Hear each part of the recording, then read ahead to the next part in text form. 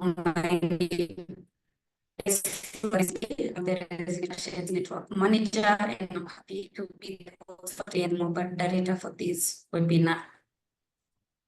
So today we'll have a discussion on a very important topic, which is community engagement. And this webinar will be run for 1 hour. So I'll start with the screen. Just share my Well, screen. you're going in and out a little bit, so if you want to turn off your camera, I think that'll help with the bandwidth. Perfect. So let me turn it off.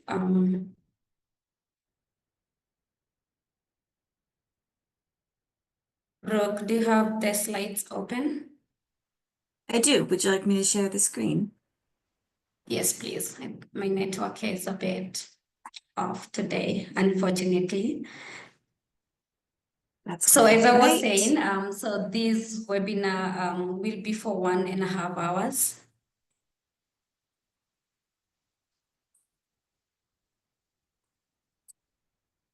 Thank you, Brooke. So we'll be using the webinar function, which means everybody is already muted, and we'll be engaging through the Q&A button as well as the raise hand button. So with that, please raise your hand or type in the Q&A if you have any question or you would like to ask the question during the Q&A session at the end. That way we'll be able to unmute you and bring you live to ask your question. So we do not have the translation for this webinar. However, we have the Zoom captioning enabled, so you can use it at the bottom of your screen, and in case you would like the captioning function on.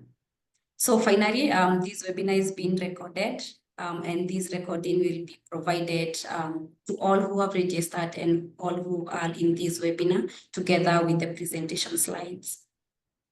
So we have one quick poll. This is to be able to appreciate everyone on today's call and to know where you are calling in us from.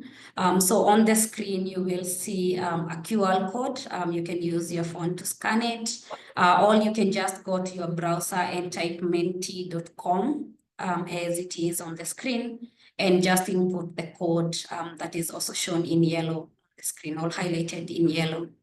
Please type in only your country, or the country that you are joining us from. So I'll give it a minute.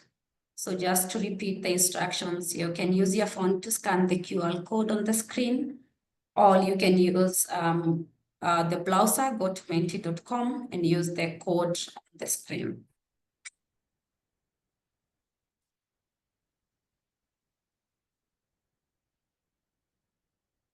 So I'll give it a minute. Can go to the next slide to see if we have some coming in.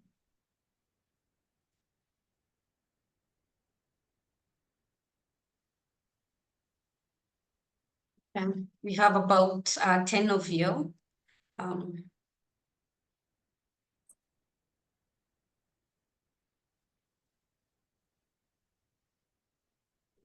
So if you can type the country you are joining in from.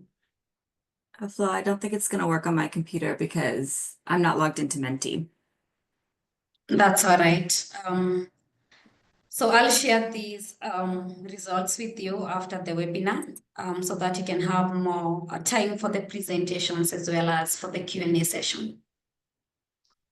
So for the webinar agenda, we'll have the presentations on how to engage with Indigenous communities as well as local communities. We'll have the guide developed by our colleagues in the Nature for Water facility as well as TNC and other subject expert matters presented.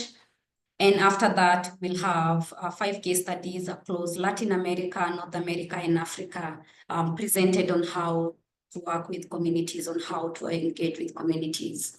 So we are hoping by the end of this session that you'll have a better understanding of where to start and also how to engage with communities in your areas of work despite the stage that you are in. Just to reinforce, I'll not be reading out the speakers' bios. However, you can be able to access them through the resources. It's on the top bar of your screen. You'll see speakers as well as links and other documents.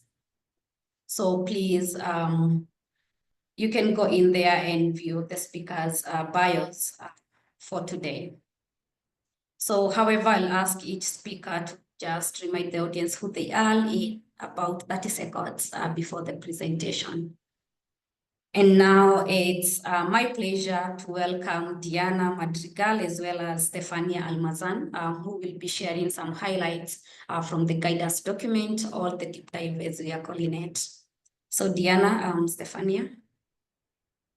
And Diana and Stefania, if you would prefer to share your screens, I can stop sharing mine so you can advance through your own slides. You just let me know.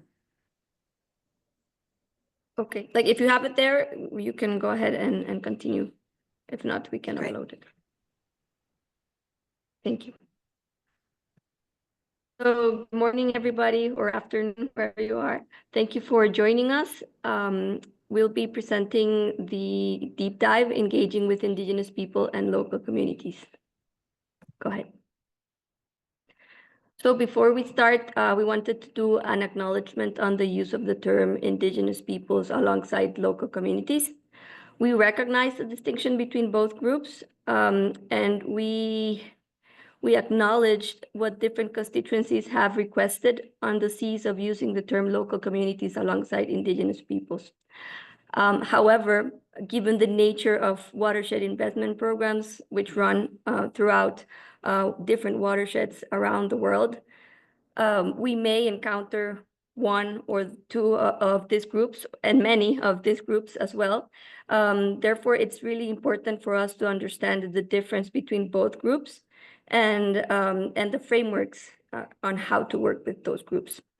Therefore, we have included both, but recognizing their distinction and the acknowledgement and the request of the Cs of the term, we have refrained from using the acronym IPLC throughout the document, and we have spelled Indigenous peoples separated from local communities throughout the document.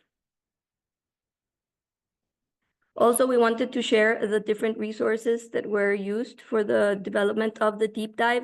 Most of the terms that you will find within the deep dive come from these documents, and also most of the tools come from these documents. Therefore, we encourage the use of all of them when working with Indigenous peoples or local communities in the development of watershed investment programs. So the documents are the Voice, Choice, and Action Framework, which helps provide foundations for working with Indigenous peoples and local communities.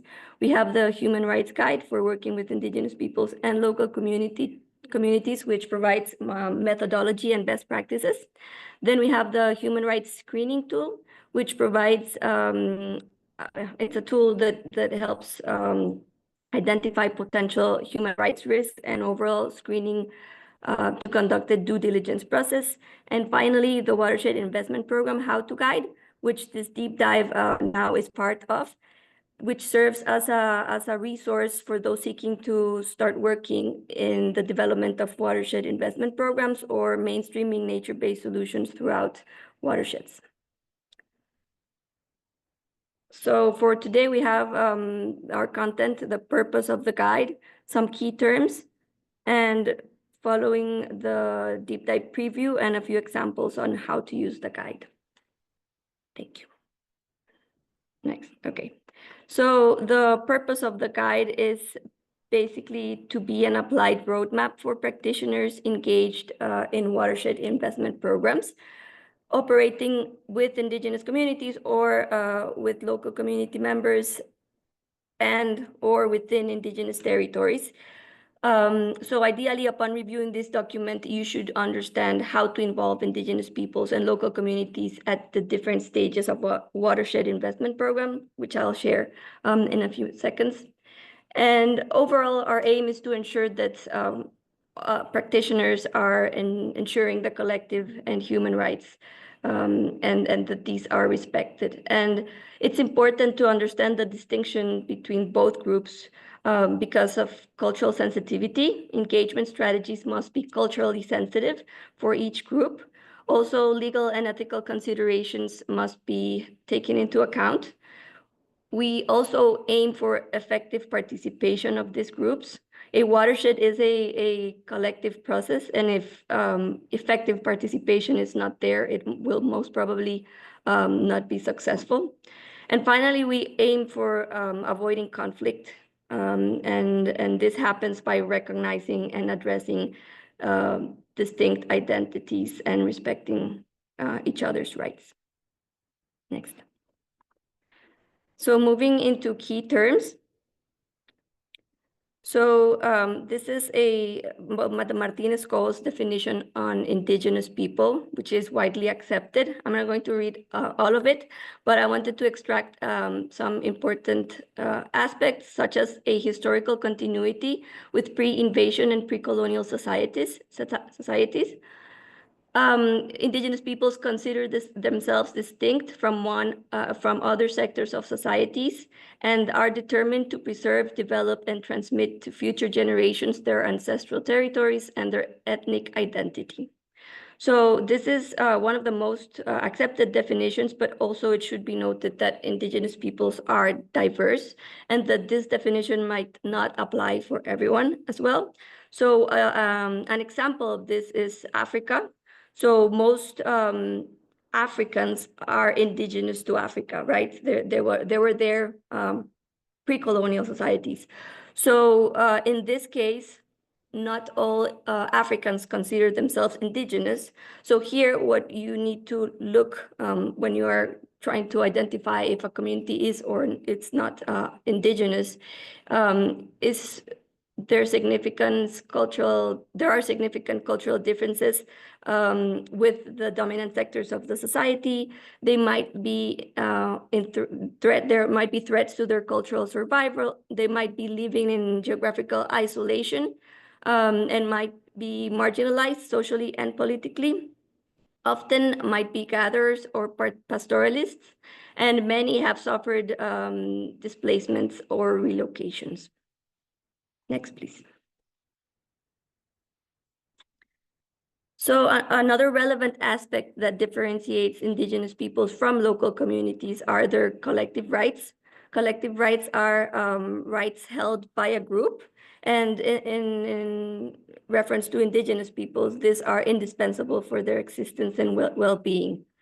And some of these collective rights include the right to self-determination, the right to social, political, and economical systems, the rights to profess their own cultures and practice their own spiritual beliefs, their rights to their lands and territories, and the use of their resources.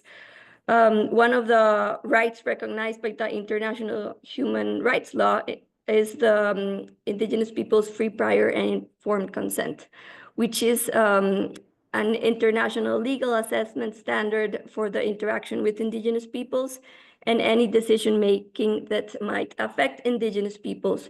And it's important to highlight that these processes should be led by Indigenous peoples, and ideally, they should be the ones that lead, and no other organization should be involved unless requested by the different groups.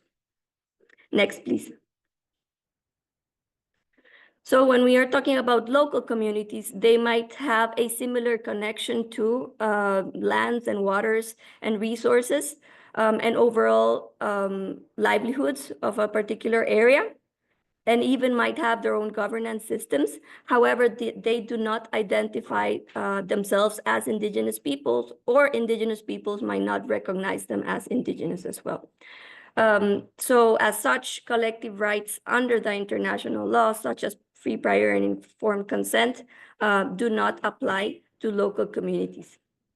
However, this doesn't mean that we aim for these communities to be same respected and engaged appropriately at each stage of a watershed investment program. Next, please. And finally, what is a watershed investment program? If you are new to this, basically a watershed investment program is an initiative that brings public, private sector, and civil society to deliver water security and other co-benefits throughout a nature-based solution portfolio in a specific area. And we have defined four stages, for a watershed investment program development process, starting from pre-feasibility all the way to execution, as you can see here. And as you can see, each phase has different objectives and different outputs. So ideally, when we are engaged in different communities, we also want to have different objectives and different outputs. So as you can see here, at a pre-feasibility stage, we would want to start understanding who are the communities in these areas. Are they indigenous? If so, what are their tribes? What are their beliefs? Who are their leaders? And you need to understand a little bit more who they are, and then start the engagement process with a preliminary engagement plan. So this phase is mostly desk research, followed by feasibility, when we want to start engaging and incorporating these communities, exchanging knowledge about the water security challenges that they might be facing, and the different way to address these water security challenges. And at this point, now we want an engagement plan, which should be made together with those communities. Moving to design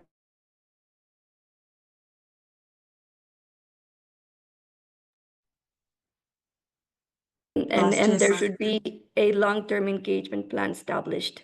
Sorry. Deanna, can you just quickly repeat what you just said? It just cut out really quickly.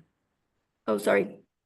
So I don't know where I left, but basically, if you're in a design phase, you would like at this point to have already designed at the feasibility stage the basis of that nature-based solution implementation plan with the communities, and decisions should be made on who would be implementing, what is the level of engagement desired by those communities, how will they be involved. So at the design phase, everything should be, all these questions should be answered. And eventually at an execution or operation stage, communities, if this was something desired at previous stages, should be implementing, should be supporting, should be making decisions, and enabling the long-term management of the watershed investment program. Next. I leave you with Stefania. Thank you, Diana. And I think just as a minor step, I think hopefully our slides are a little bit clearer now. And if not, please let us know again via the Q&A function. In any case, thank you, everybody. And as we were saying, now that we've kind of like introduced some of the key definitions, we can bring it back to how we hope the document, this deep dive, will be useful for practitioners. And so it's like, we know that we're working in these landscapes that have different groups of people living in them, depending on them. And we're trying to design collective mechanisms that we can invest in certain areas of a watershed or of a river basin to deliver benefits for everyone. And so if we could go to the next slide.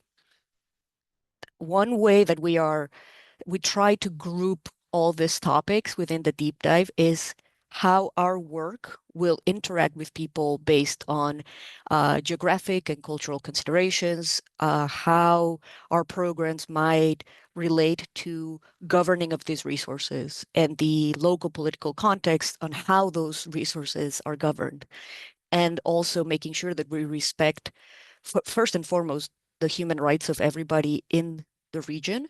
And so we need to be mindful of particular legal contexts, the tenure and exercise of rights. And so for that, we've sort of try to summarize a list of questions. We go to the next slide, please.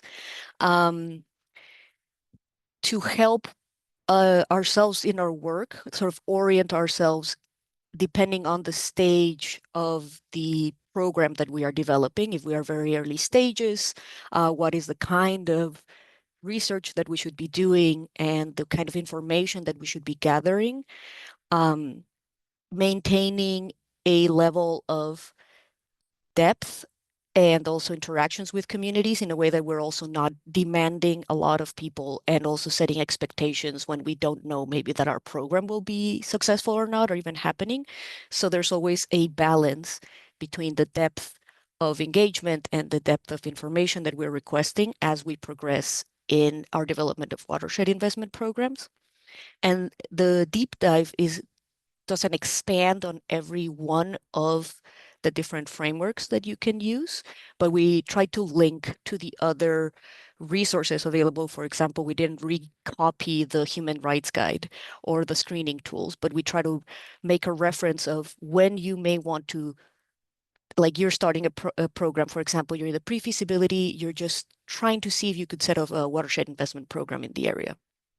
So you'll do some desktop research, and you can also click and sort of like refer to all those documents of like, oh yeah, I have identified that there are some indigenous peoples in this area. So I can refer to the free, prior, and informed consent process. What are the steps outlined there in those documents that are more expansive that I'm going to have to follow? So we've tried to sort of link this up as best as we could. So we should see it as a roadmap, and know that we should always go rely on the more in-depth documents for when we're actually trying to engage directly with communities. And so in the next slide, please, we came up with like a little bit of a hypothetical example to try to demonstrate how the guide might be useful. So imagine that you have been asked by maybe a local group of NGOs, or even where you work, you're trying to do review the strategic plan of an existing watershed investment program. And so, this program has been active for almost 8 years. They have implemented several activities throughout the landscape. It is a mountainous region with receding glaciers. And so the priority is bolstering water security through water quantity. And you know that there are several economic interests in the area. There's bottling companies, there are small communities, there is a strong agricultural sector. And so as you're reviewing the strategic plan and the existing structure of this watershed investment program, you realize that there is an advisory board and there is a group that is involved in decision making that has government representatives, corporate partners, and civil society. But you notice that the indigenous peoples of the area are not actually in the board, and they are mainly just informed of activities that are happening at this place. And so how should you proceed, right? This is a watershed investment program that it's in the execution phase. So in this spectrum of design of a watershed investment program, they're right at the end, right? They're already doing things, but they haven't engaged properly with the communities. And so you have this sort of like double parallel level of detail. They're already doing things. And so the guide might actually just give you questions that you don't find a good answer for, right? How are the indigenous peoples of the area involved in decision making? Well, the answer is that they're not involved in decision making. So actually you have to pause, sort of take a step back, because in terms of engagement with the indigenous peoples, you're in the pre-feasibility stage. You're right at the beginning. And so one of the first things that you have to do is sort of pause this revision of the strategic plan and say like, hey guys, we need to first start from scratch. What is going to be our engagement plan? We need to start learning about the community. Who are the representatives? What are the leadership roles? And you can do that. Start with like desktop research. You're not just going to go knock on the door and don't be cavalier about it, but it's like start from the beginning, knowing that you may have a watershed investment program in the most advanced stage, But in terms of engaging with Indigenous peoples, it's very early stages. And so we hope that the guide can help you navigate sometimes those like different levels of development of a program and just help you navigate through getting things right. And so with that, we leave now for folks who are doing this work on the ground. Thank you so much. Thank you, Stefania, for the great presentation, and Diana for giving us some good highlights on what we should do at what stage. The guidance have a little bit more information, and you can be able to access it through a link in the resources. But now I'll give it up to Christine, who will share the next case study with us.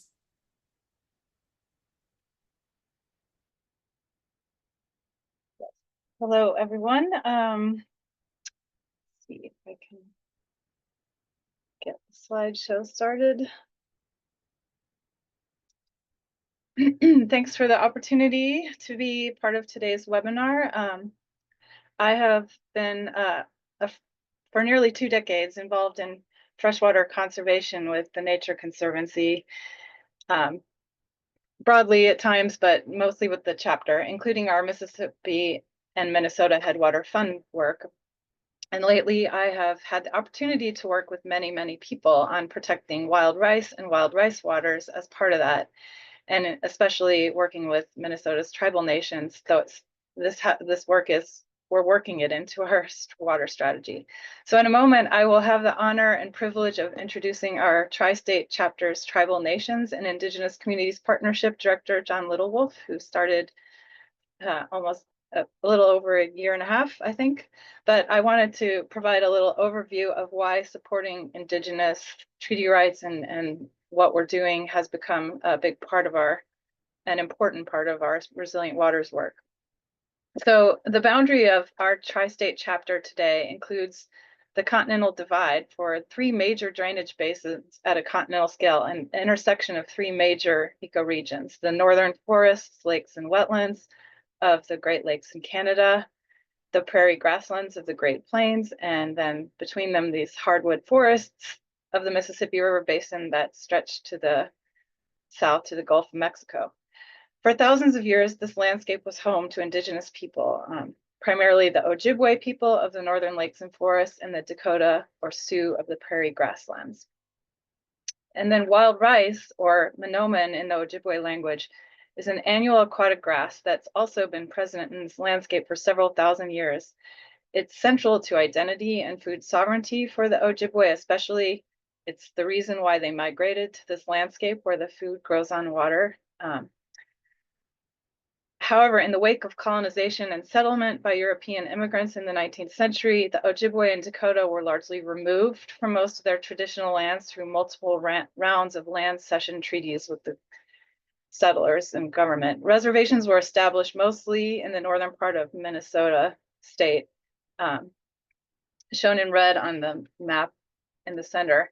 But it's important to point out that these are sovereign tribal nations recognized under US Constitution and law based on the rights that were established under those treaties. Meanwhile, in the 19th century, the landscape was being dramatically transformed. Nearly all the native prairie was lost to the plow, along with the great herds of buffalo. Wetlands were drained, thousands of miles of ditches were dug to enable ag and timber. In the north, nearly all of the white pine timber was logged, and other timber, including off of Red Lake, Leech Lake, and other reservation lands. Streams and rivers were dammed and then dynamited to get the logs to the mills. And in the Mississippi River headwaters and elsewhere, the US Army Corps of Engineers built major dams and reservoirs that flooded out thousands of acres of treaty lands, including wild rice and gathering lands. So we fast forward 150 years and the Minnesota landscape is very different. It's dominated by large scale ag, primarily corn and soybeans in the former prairie lands of the South and the West. And we have a lake country landscape in the north of communities that are heavily dependent on seasonal lake-based tourism, resorts, lake homes. But concerns are growing about really declining freshwater biodiversity and water quality, with more than 40% of lakes and streams statewide considered impaired under the Federal Clean Water Act. and there's growing concern about the implications of nitrates and other pollutants on downstream drinking water supplies, and also declining wild rice trends. So I'm going fast because I want to give John plenty of time so you can look at these slides later. All the information on them, I know. So in the early 2000s, the Conservancy became increasingly engaged in watershed planning, working with government and private groups concerned about declining water quality in lakes and rivers.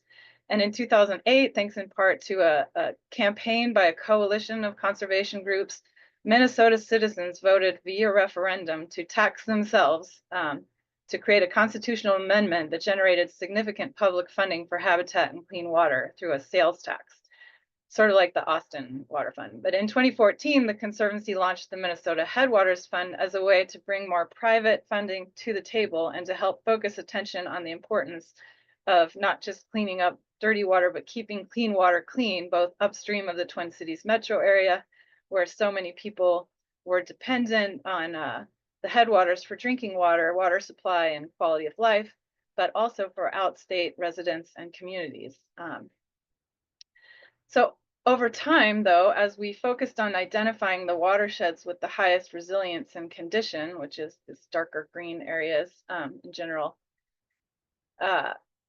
we came to recognize and appreciate how important tribal nations have been to preserving and stewarding these lands and waters throughout this whole history. And because wild rice is sensitive to watershed disturbance, it's not just an ecological keystone and a cultural keystone, it's an indicator for how we are doing at keeping clean water clean and maintaining resilient watersheds for people and nature. So this map on the left shows the overlap of the boundaries of the major tribal land cessions from the 19th century in relation to the remaining wild rice waters. And it's not an accident that the heart of the healthiest and most extensive wild rice waters are located within these reservation and treaty boundaries. And so in maintaining their treaty rights and sovereignty, tribal nations really have led the way on biodiversity and freshwater protection, as well as establishing harvesting regulations, wild rice monitoring, and climate adaptation. And so I don't have time to get into all the different initiatives that have come out of this, but maybe we can have a longer webinar in the future. I want to pass the mic now to John Littlewolf, who is our Tribal Nations and Indigenous Communities Partnership Director, and do a deeper dive on what's going on at the whole tri-state chapter scale. So thank you. And then Kristen, start sharing the screen.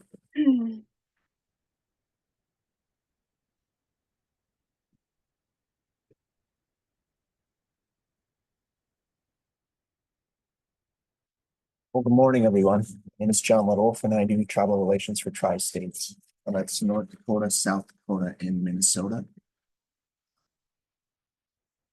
going to go ahead and jump right in here and tell you about Tri-State. This is what I'm talking about. 23 unique tribal nations. Dakota, Lakota, Nakota relatives in the west. Anishinaabe or Ojibwe in the north. We also have Ho Chunk relatives with a strong history here in the state. I want to lay out a couple concepts here, and I'm going to start with this one here.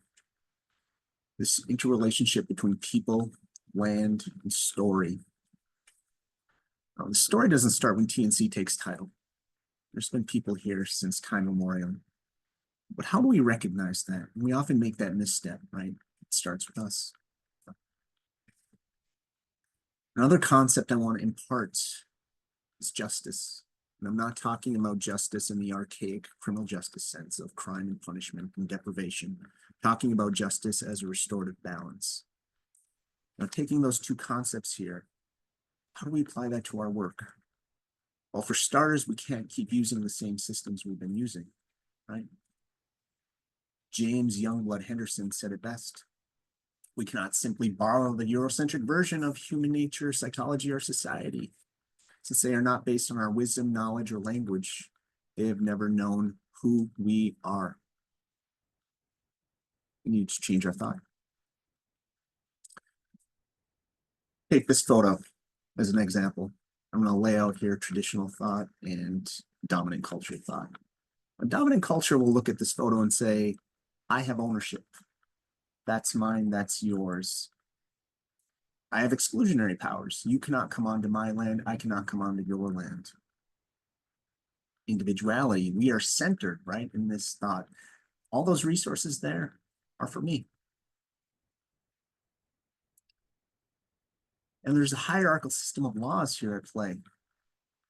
Religion, government, and more often than not, corporate. Take that same photo. That's the Black Hills, by the way. Apply some indigenous thought. You see relationships, plant nations, animal nations, relatives. You see seasons, you see cycles. You see communal care, right?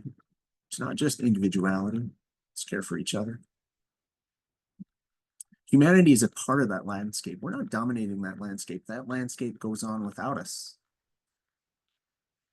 And in contrast to those other systems of laws, there's natural law. So I thought a good place to start. TNC Tri-State is 130 plus employees. Now that's a lot. Can we start with some enrichment? You don't know what you don't know. And employees came in with different levels of knowledge, but to just impart some knowledge sharing. This is the Shakopee Sioux. They got a great cultural center. That's our closest tribal nation. We visited them. Bring in great speakers. That's Hope Flanagan. She's a respected elder here in the Twin Cities, sharing her knowledge with us. That's the Lower Sioux. That house, believe it or not, is made out of hemp. The Lower Sioux is doing great work with hemp. That's in line with TNC's mission and values. That's Barry Hand, local NGO partner with the Wamni Yamni Okodayapi. Again, our mission and values align. Partnering, enrichment, raising our internal knowledge. This is not the Department of John. We need to spread this knowledge. I want to expand on this concept now and get into some project-specific things here. People, land, and story. Well, this is the Brainerd Indian School. It operated from 1946 until 1989. This is it today. It's called the Whitney Preserve. We bought it in the early 2000s. Remember how story predates TNC. Now, the Whitney School was a boarding school in the truest sense. It was run by a group called the Wesleyans, and their mission was clear: assimilation, indoctrination. And they used that through mandated prayer sessions and all the way up to physical abuse. I want to make a distinction here too between guilt and shame. Guilt is I did something wrong. Shame is I am wrong, right? And so these are children. And this story and these people are tied to the land.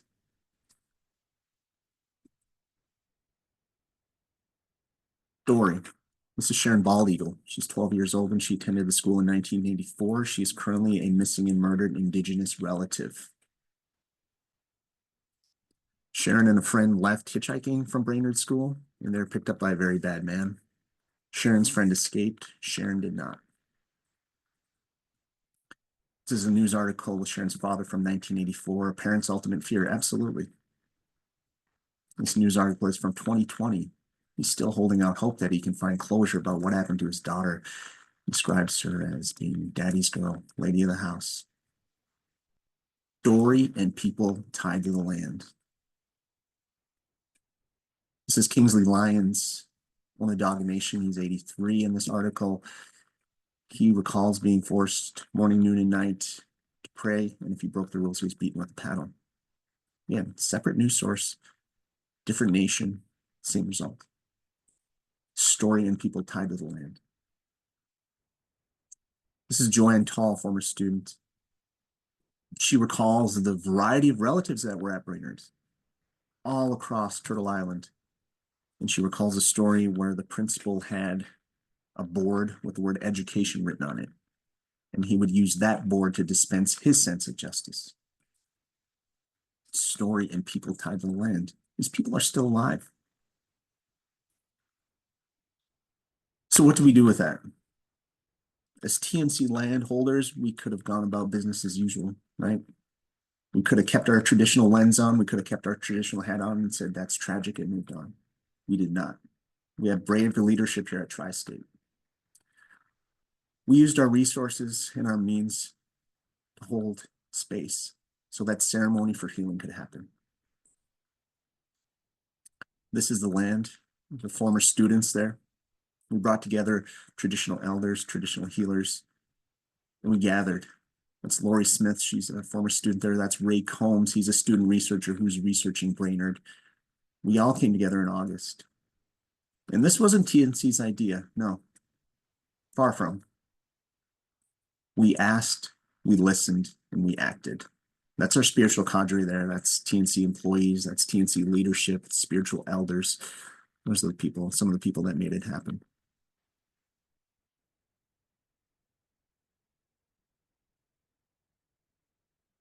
I want to switch gears here, but keep those lenses in mind in the next example.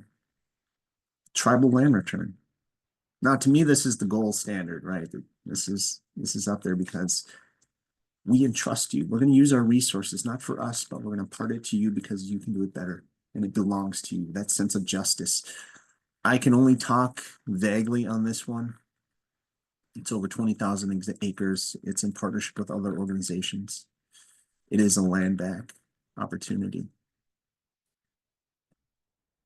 I only talk in vague terms because ceremony needs to happen. There's a lot of things that need to happen before we go largely public with this. Okay, so just respect that this is happening.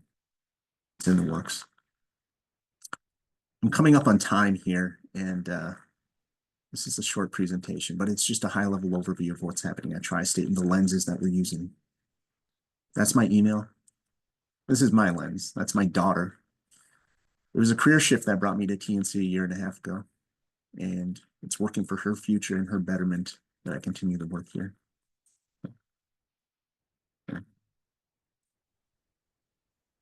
Thank you so much, John. It was a really inspirational presentation about what can be done and achieved if we work together, listen, and act Florence, together. you're breaking up again. Can you hear me now? Yes. Okay, turned off my video. So I was just recapping how great that presentation was from John. Thank you, John. So we'll switch gears to Ecuador, where Gabriela will be sharing her experiences and the experiences of her team doing gender action planning in the Ecuadorian Amazon area. So I'll share my screen. I hope this holds. Let me know if it doesn't. And Abby, you're welcome.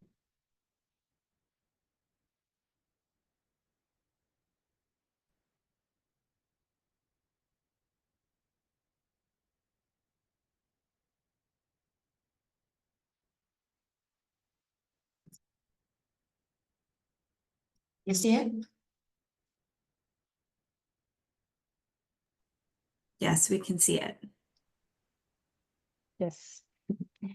So thank you for the opportunity to share Ecuador's experience in integrating a gender perspective into the freshwater community-led conservation initiatives that we are implementing in the Ecuadorian Amazon region.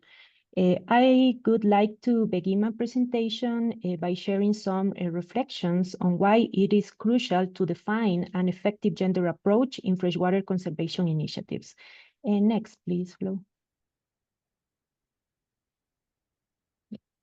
Women and men have different roles, responsibilities, and knowledge about natural resources, including both perspective ensures that conservation strategies are more comprehensive and effective. Initiatives that incorporate gender equality tend to be more sustainable. Involving women in decision-making processes can lead to better resource management and achieve long-term success. Women are often primary users and managers of freshwater resources. By involving them in conservation efforts, projects can better address the needs and priorities of the entire community, leading to improved livelihoods. Gender-sensitive approaches can enhance biodiversity conservation. Women's unique knowledge about local ecosystem can contribute to more effective conservation practices. Promoting gender equality in conservation projects help address broader social inequities. It ensures that both women and men benefit from conservation efforts and that their rights are respected.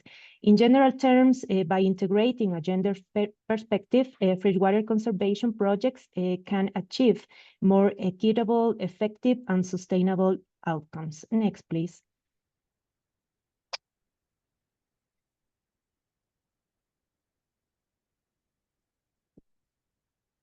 Thank you. Using the guidelines and components defined by the Nature Conservancy, Ecuador team have developed several strategies and components to incorporate an effective gender perspective in conservation projects. These strategies are aligned with principles of diversity, equity, inclusion, and justice, as well as the pillars outlined in the Voice, Choice, and Action Framework, our common approach to supporting indigenous and local communities to enhance their conservation and natural resources management efforts. Next, please. So there are 5 components of the actions that we are implementing. In Ecuador, TNC has facilitated participative workshops and established methodologies to define the gender diagnostics and action plans for 6 indigenous organizations. In order to implement some community priorities, we have designed and implement a capacity building process that combines soft skills, leadership, and thematic topics of interest for women. We have a strengthened entrepreneurship led by women, such as tourism and handicrafts, considering that most of the tourist attractions managed by communities are related to freshwater resources. Women are the knowledge keepers of the sustainable farming practices. That's the reason we have supported the establishment of the community and family gardens. Recovering the ancestral knowledge in communities is a vital process that helps preserve cultural identity, foster resilience, and adapt to modern challenges. We have detected that women play a crucial role in preserving wisdom. Women often serve as the primary custodians of traditional knowledge, including medicinal practices, agricultural techniques, and cultural rituals. I will try to summarize the scope of each of these components. Next, please. So through participatory workshops, we have built a gender analysis to understand the existing gender dynamics, roles, and challenges faced by women in 6 indigenous organizations. Based on this assessment, women from communities have defined a gender action plan to address these challenges and promote gender equality. Some results have shown that women in these communities maintain an intimate relationship with their territory and play a crucial role in the social reproduction of sustainable and traditional practices. Their deep connection to the freshwater resources make them key stakeholders in conservation efforts, ensuring that traditional knowledge and sustainable practices are preserved and passed down through generations. The indigenous worldview of women emphasizes the intrinsic connection between the territory, water, and life, recognizing sacred places and vital resources.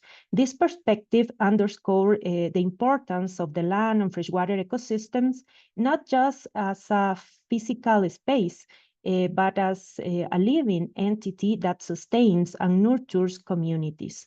Extractive activities, especially oil and mining, threatens water quality and the health of indigenous women.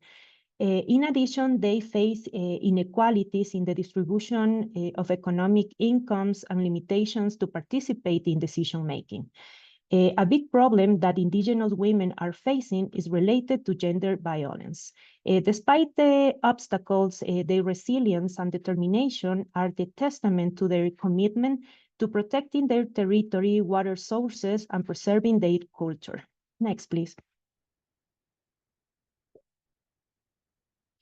So as part of our gender action plan, we initiate a comprehensive capacity building program focused on personal finance, entrepreneurial finance, and gender violence prevention. These workshops were designed to empower women with essential skills and knowledge, enabling them to effectively manage their finance and expand their small business. By addressing these critical areas, we aim to support women economic independence and enhance their overall well-being. In these workshops, we establish a child care space to ensure that more women with children could participate. This strategy not only removes a significant barrier to attendance, but also demonstrate our commitment to inclusion and support for young mothers. By providing this essential service, we enable greater participation and show our dedication to creating an accommodating and supportive environment for all women that participate in these workshops. Next, please. We have identified a baseline of 23 women-led enterprises within the 6 Indigenous organizations with whom the Nature Conservancy has established a strong partnership to implement freshwater conservation initiatives. This baseline provides a foundation for supporting and expanding women entrepreneurial activities as part of our broader conservation effort. We evaluate each enterprise. The methodology we apply enables us to assess and compare business management performance, identify areas that need strengthening, and this evaluation serves as a guide for implementing an effective working plan. The main results indicate that tourism and handicrafts generate the most interest and attention among women entrepreneurs. These activities typically require support in marketing and business planning to enhance their success and sustainability. We support women's participation in fairs to enhance existing economic opportunities in areas such as handicrafts, tourism, and traditional agricultural products. This initiative not only empowers women economically, but also helps preserve the rich cultural heritage of the Amazonian indigenous nations.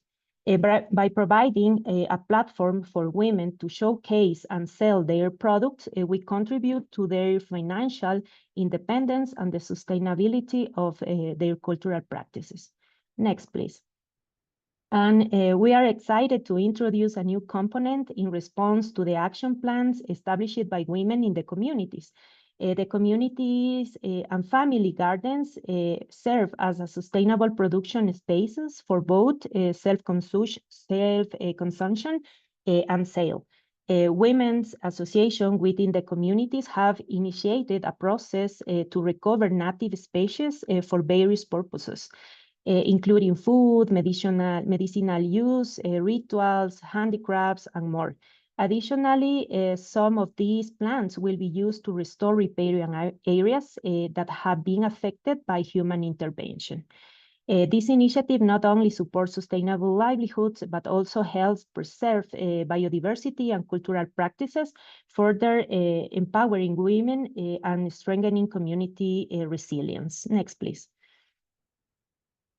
As a key aspect of our project was the preservation of traditions and culture through the collection of histories, myths, and legends related to freshwater resources. This effort has documented the rich cultural heritage of the indigenous nations, ensuring these traditions are passed down to future generations. By preserving and sharing these cultural narratives, we aim to strengthen the cultural identity and pride of the communities. Additionally, we have supported the creation of educational and communication materials aimed at children, youth, and adults. These materials are designed to raise awareness about the importance of freshwater conservation, sustainable practices, and the preservation of cultural heritage. Next, please. So I have listed some challenges, such as the aggressive immersion of communities into Western visions, as seen with the Waorani Indigenous Nation, leads to the loss of important women's roles in community contexts. In response, we must seek strategies that address gender dynamics and issues while considering socio-cultural contexts. We have learned that we cannot successfully implement a conservation project or any other initiative without first supporting the communities in achieving overall well-being for the long-term success and sustainability of the conservation efforts. Another challenge is the limited access that women have to economic resources and the historical lack of opportunities available for them. At the same time, to address the high rates of violence against women and children, we have conducted training sessions, especially for men. These sessions aim to raise awareness and sensitize them to the issue, particularly focusing on the negative impact of high alcohol consumption. By educating men and promoting healthier behavior, we strive to reduce violence and create a safer environment for women and children. So we have some opportunities and expected outcomes, but I don't know if I have the time to continue explaining this. But you can review the presentation if you are interested in providing more information. If you have questions or some suggestions, we can support you in everything you need. Thank you. Thank you, Gabby, for that great presentation. So we'll switch to hear from from John Wakonda on equitable governance, as well as capacity building for Indigenous communities. So John, if you can take it up. Do you want to share your own screen? I can drop mine. Yeah, I will share my screen here. Just so that I can get a little bit of control here. Can you see that? I hope you can Not see yet. that. And try and share again.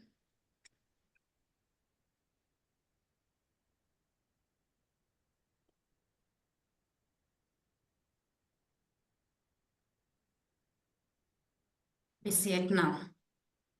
See that now? Mhm. Yes. All right, good. Thank you.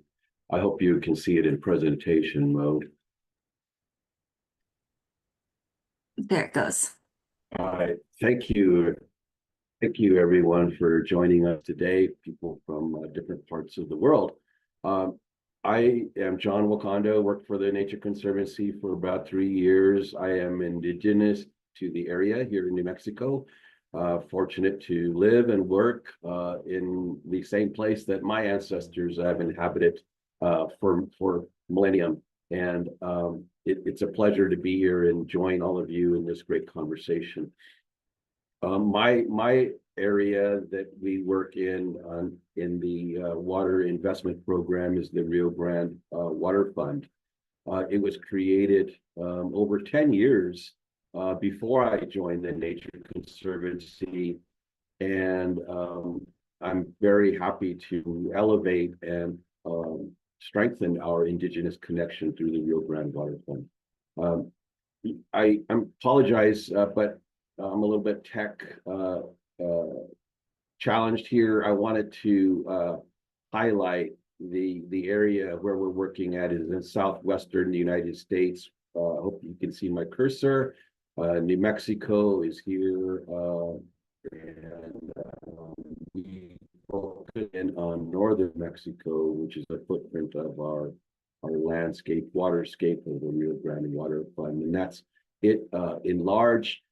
Colorado is on the northern border. Some of our work is in southern Colorado, where the watershed forms of the Rio Grande River. There are two major tributaries. One is the Chama River, and the other is the Rio Grande River. As you can see, it flows through the center of the New Mexico, down through Albuquerque, and then down into southern New Mexico and into the Gulf of Mexico through the Texas state area. Large populations. Albuquerque is our largest city in New Mexico. Our Rio Grande water basin serves large industry, corporate water use, but also traditional agriculture is predominantly our main water area that we try and serve. I want to structure my talk today a little bit with our North America Indigenous Right Relations strategy and principles. You will see that we have strategic pillars in our principles, and those are the language or the document, the information to the left of the screen. And I want to highlight a little bit about what we're doing in these strategic pillars, focused in on our Rio Grande Water Fund. We want to sure encourage that our staff within TNC are competent and understanding and respectful of our Indigenous culture and our Indigenous communities. We have done a considerable amount of internal training with our staff and with our partners.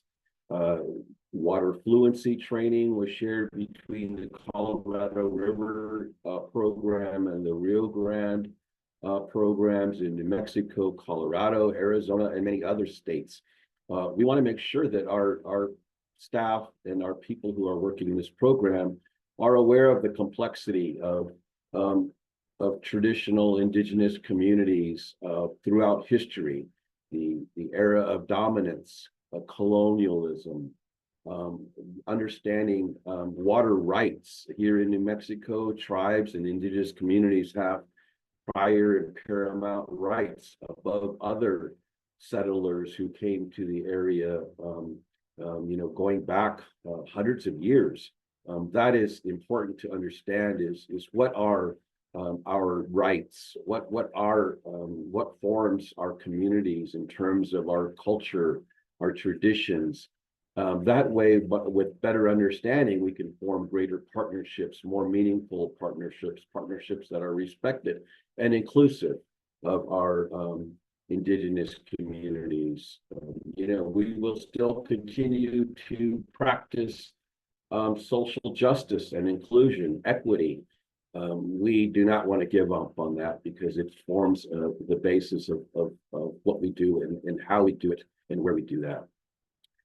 We want to certainly encourage and elevate and strengthen Indigenous voices in governance structures that are created. Unfortunately, as we heard before, many governance structures, water management entities were created without tribal inclusion or Indigenous inclusion. Our purpose is to include that, elevate it, give power to our Indigenous people where it has been absent before. Many of these things are elevating our traditional governance structures in our tribal communities. I want to say that in the footprint of the Rio Grande Water Fund, we have 14 distinct Pueblo communities, and they all have their own distinct tribal governments. Some of them are traditional government structures where leaders are appointed traditionally through religious societies. Others have constitutions where there are elections among the tribal community to select their leaders. Some of these leaders are for 1 year, others are multi-year. It's varied, and we want to respect and uphold those governance structures that are within these Indigenous communities. Some of them, as was mentioned before, are a majority are matrilineal matriarchal societies. We know it's important to include, that respect for our traditional ways of governing ourselves, taking care of our land, being able to function with other government entities that have become established outside our tribal reservations and trust lands, both at the county level, which is a lower level of governments here in New Mexico, the state government, and of course the federal government. There's a nuance of interactions when it comes to water management, water protection, taking place at all these levels of government, that we want to make sure that we have equitable representation within these when making water decisions.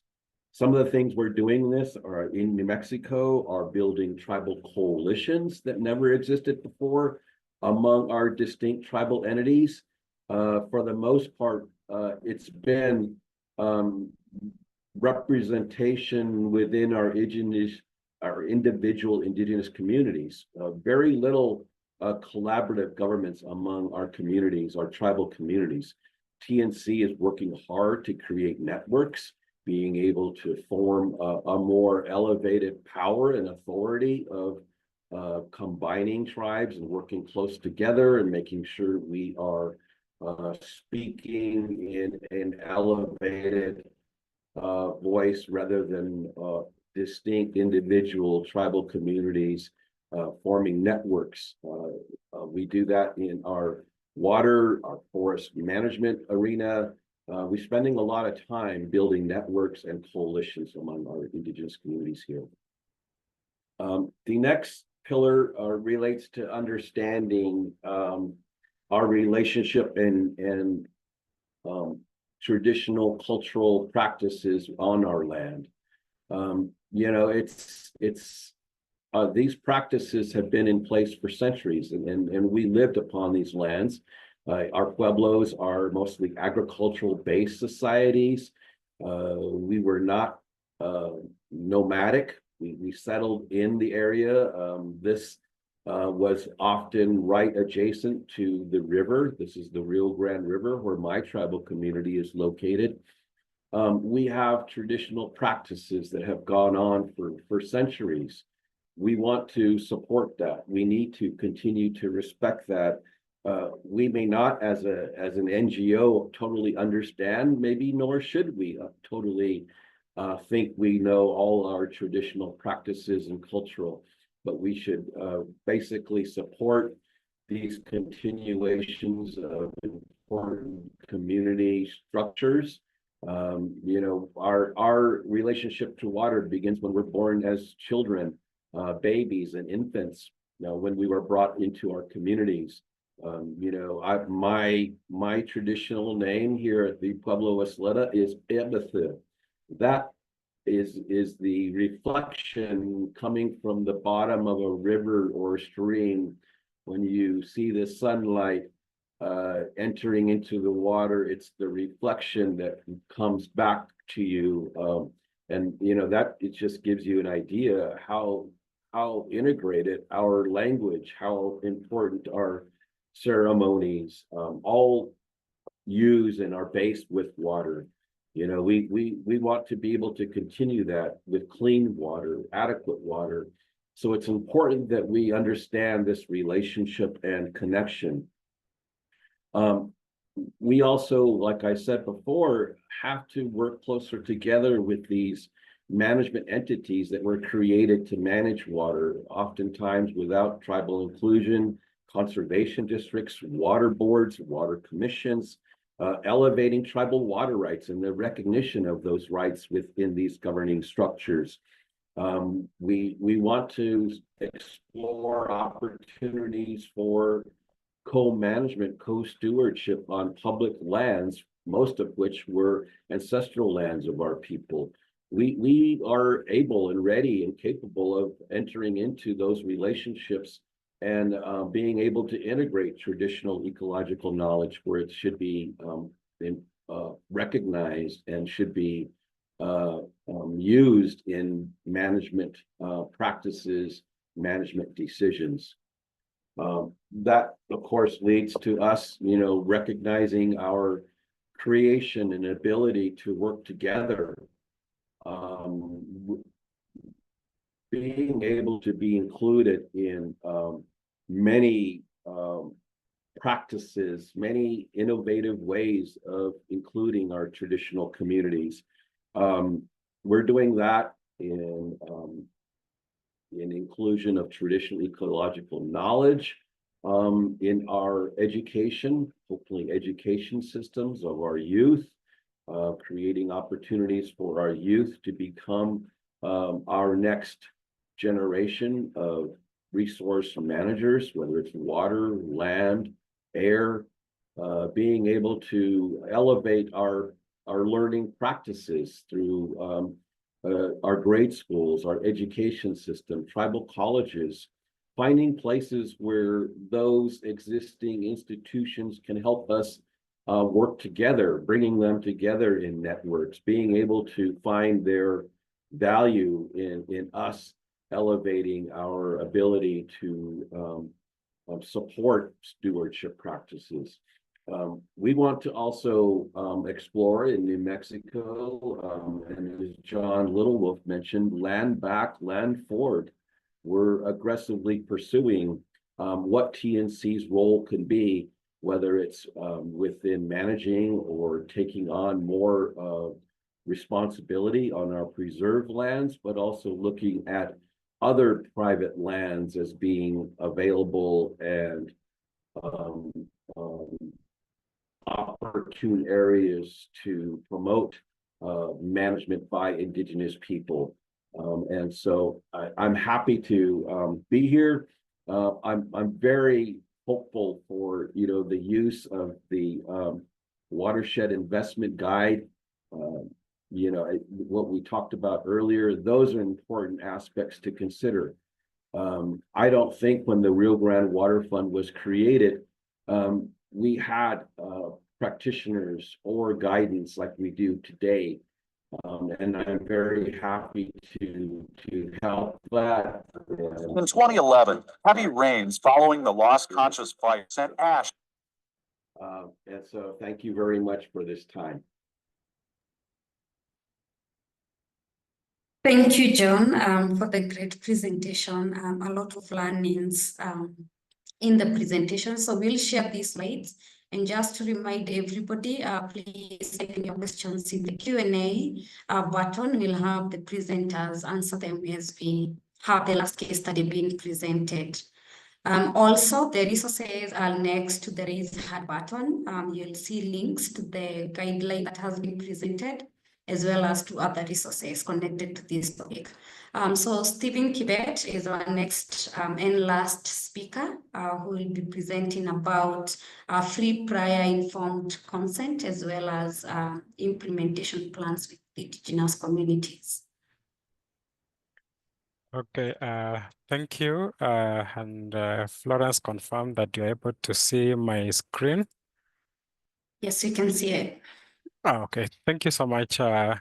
So in the presentation, I'll be sharing a case study of how we have been able to utilize the free, prior, and informed consent and develop an Indigenous Peoples Action Plan to with the Indigenous people in Eldoret Titan Water Fund that is based in Kenya. So basically, Eldoret Titan Water Fund is a public-private funded restoration program that is focusing on restoring watersheds, supplying water to a city and a municipality. And it is we are doing this both with the Indigenous communities and the local community. The aim basically is to improve on water quality and quantity, livelihoods of the local community, as well as biodiversity. So where you see my cursor here, this is where we have the Eldoret Titan Water Fund. And we are also working together with the stakeholders through a stakeholder steering committee. So majorly the program is led by the stakeholders in terms of the implementation. So we have several watersheds that we are doing conservation activities in the watershed level, but where we have the indigenous communities is where it is highlighted in red. So we do have 3 indigenous communities in the project area, that is the Okiek, Cherangani, and Sangwer. And these communities were identified during the project feasibility. So when we were developing the project feasibility, they were identified and they contributed the indigenous traditional knowledge during the design phase. So basically, the indigenous peoples are traditionally forest dwellers. They gather fruits from the forest, as also honey. They also do subsistence farming and hunting as a means of livelihood.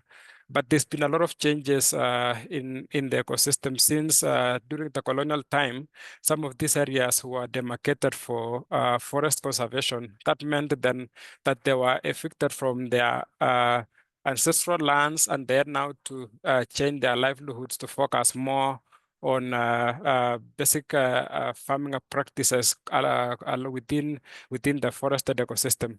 So in terms of population, we are looking at close the Okiek are around 30,000, Cherangani 60,000, and the Sangwer around 30,000.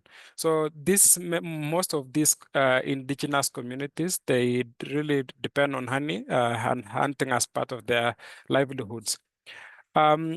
So how did we come about to do a free, prior, and informed consent? So we, as part of the implementation of the program, was that we were required to do a free, prior, and informed consent. And we moved ahead and developed an Indigenous Peoples Action Plan because we needed to give the Indigenous people opportunity to implement the conservation activities that is very close to their hearts, what they have been practicing over time, and to have a say in terms of the implementation of the program. So we put in close to around $300,000, and this is just to meet the implementation of the Indigenous Peoples Action Plan.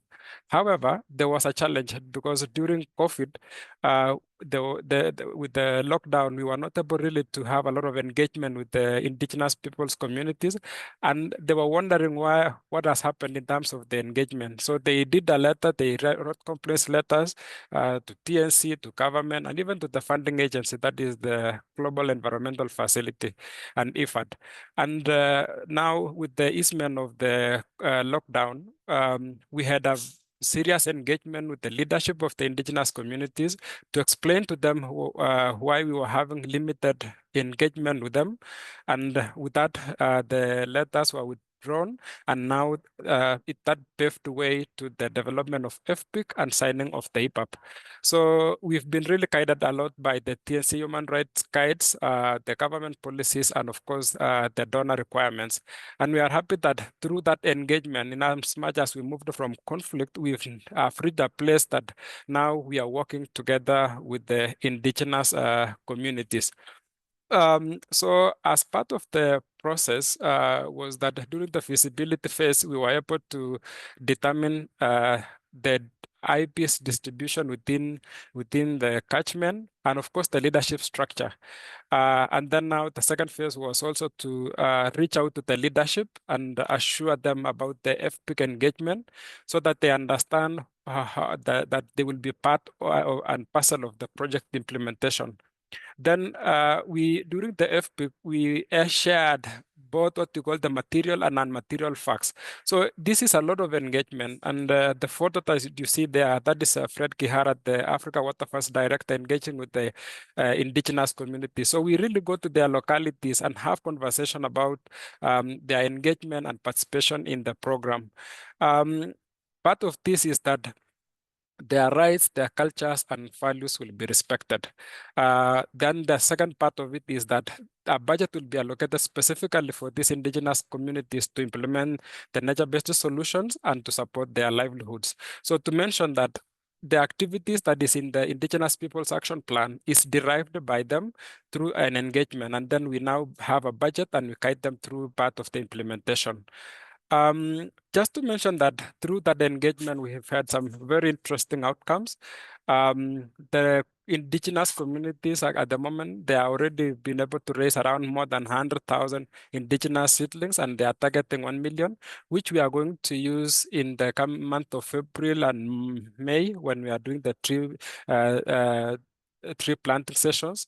And this is within the areas that the IPs will have identified that needs restoration. The other thing is that we have been able to work with them and with their local expertise. We've been able to train 25 local youths who are doing the modern beehives, and you can see on the photo below. So that is something that we considered an engagement that has really beared fruits. And during that process, we got the local county government coming on board and donating honey processing equipment for this community. We've also been able to raise more than 1.7 million trees within the catchment with the active involvement of the indigenous people.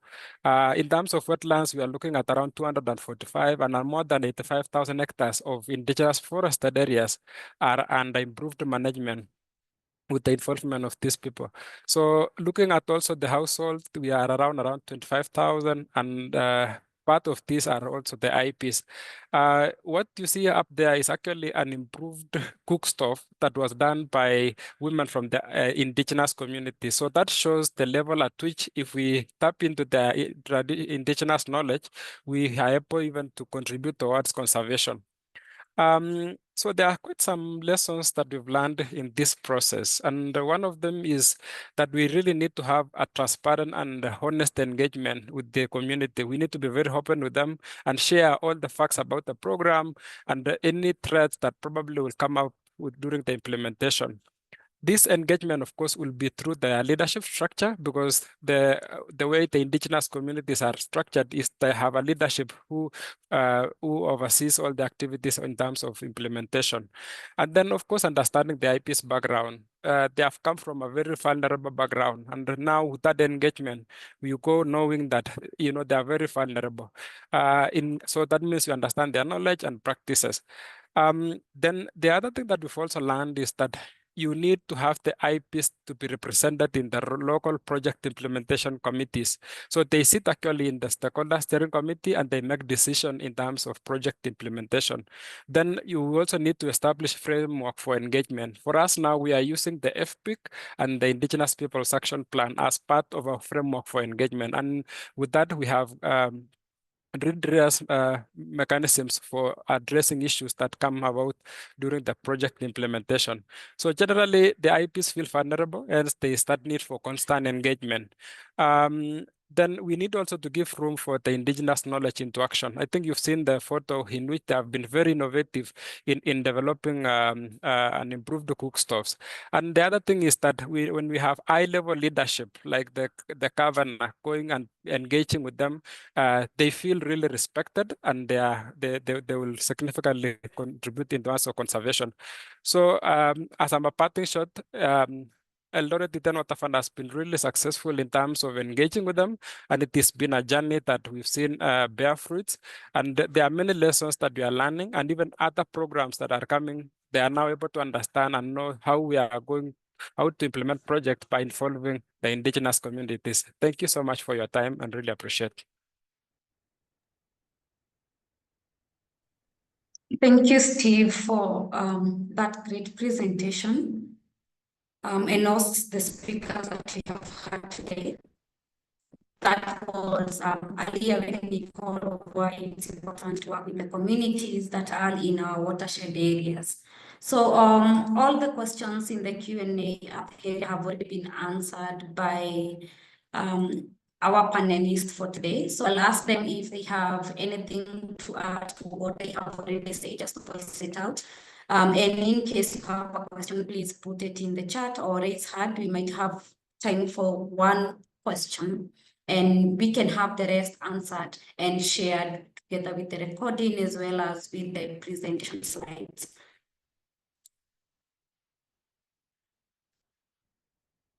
Okay, Steve, I see there is a question for you. Let me know if you can see it, or I can help voice it out. You can help me voice out and I'll be glad to respond. Sure. Nelly says, thank you for the enlightening presentation. Great to see many great achievements already. The question is, what was your experience working with indigenous communities as well as local communities? And are there any significant differences or similarities between the two groups? Thank you, Nelly, for that. Indeed, there is a very clear similarities because for Steve, I the think- Can you turn off your indigenous video? communities, and now during okay, sorry for that. Hope the signal has improved. Can you hear me now? Okay, thank Yeah, you. we can hear. Yeah, so I'm saying the point is that, yeah, there's a significant similarities in the project area that we are doing the implementation, and the local communities understands the clans for the indigenous communities because the indigenous communities are clustered in terms of clans. So that has really helped us now define who are the local communities and who are the indigenous communities. So that it has not been really a major challenge. I think the part that I would say that now we as a project implementation, we ensure that also the local communities feel that they are part and parcel of the project implementation and that we are not only favoring the indigenous communities. Thank you.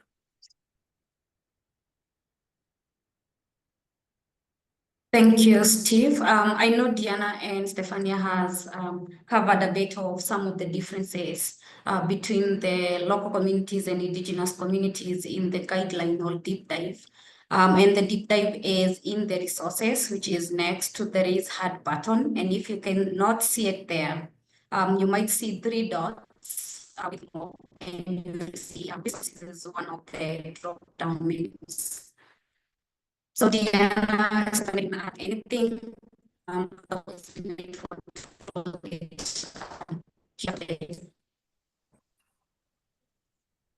Lawrence, you're breaking up again, but I think the recommendation was in case you need any resources, they're under the more, or if you have any questions, it might be under the more document there. And then Stefania and Diana, anything that you want to add to any of the questions that have already been asked? Thank you. I think I wouldn't add anything, and maybe in to answer or to add to the question on are there significant differences on working with indigenous peoples and local communities? I would say in terms of frameworks, there are, and as you just heard from all the great presentations, there is also a history behind many indigenous peoples that is important to recognize before start working with them and engaging with them. And actively listening is one of the most important pieces of creating relationships with these communities. So I think that's the key. Like, start listening, be patient, and respect their times. We usually work with our own timelines, and when working with people, when working with communities, not necessarily our timelines match their timelines. So it's important to have this in mind.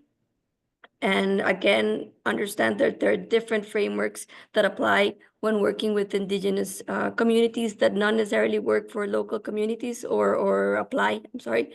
But this doesn't mean that an engagement process has to be less sensitive when working with both. Thank you.